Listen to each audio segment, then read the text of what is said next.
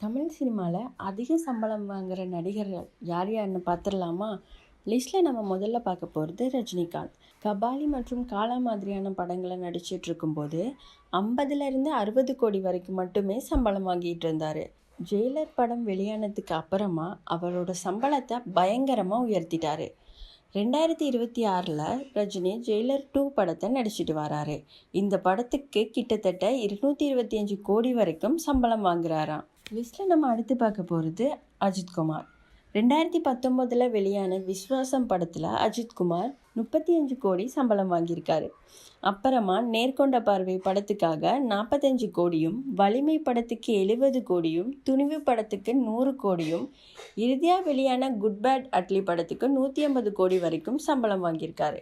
இப்போது அஜித் அவரோட அடுத்த படத்துக்கு 200 கோடி வரைக்கும் சம்பளம் கேட்குறாரு அப்படின்ற ஒரு தகவல் வெளியாகிருக்கு. அடுத்து நம்ம பார்க்க போகிறது கமல்ஹாசன்.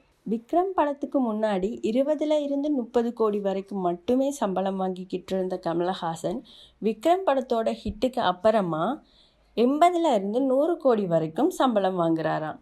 லிஸ்ட்டில் நம்ம அடுத்து பார்க்க போகிறது சூர்யா. சிங்கம் மாதிரியான படங்களை நடிச்சுக்கிட்டு இருக்கும்போது 15லேருந்து 20 கோடி வரைக்கும் சம்பளம் வாங்கிக்கிட்டு இருந்தார்.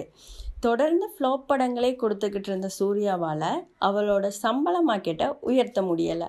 சூரரை போற்று, ஜெய்பீம் போன்ற சூப்பர் ஹிட் படங்களை கொடுத்துருந்தாலும் அது எல்லாமே ஓடிடியில் தான் வெளியாகியிருக்கு. அதுக்கப்புறமா தான் 2026ஆம் ஆண்டு கருப்பு படம் வெளியாகியிருக்கு. கருப்பு படத்துக்கு இவர் 40 கோடி சம்பளம் வாங்கியிருக்காரு. ஆனால் கருப்பு படம் 300 கோடிக்கு மேலே வசூல் செஞ்சுருக்கு. அடுத்து நம்ம பார்க்க போகிறது சிவகார்த்திகேயன். டிவி தொகுப்பாளராக அறிமுகமான சிவகார்த்திகேயன் 1000ங்களை மட்டுமே சம்பளம் வாங்கிக்கிட்டு இருந்தார். அதுக்கப்புறமா படங்களில் அறிமுகமாகி நடிக்க ஆரம்பித்ததுக்கு அப்புறமா லட்சங்களை ஆரம்பித்து அதுக்கப்புறமா டான், டாக்டர், அமரன் அப்படின்ற சூப்பர் ஹிட் படங்களை கொடுத்துருக்காரு. இப்போ அவர் 60 கோடி வரைக்கும் சம்பளம் வாங்குறாராம்.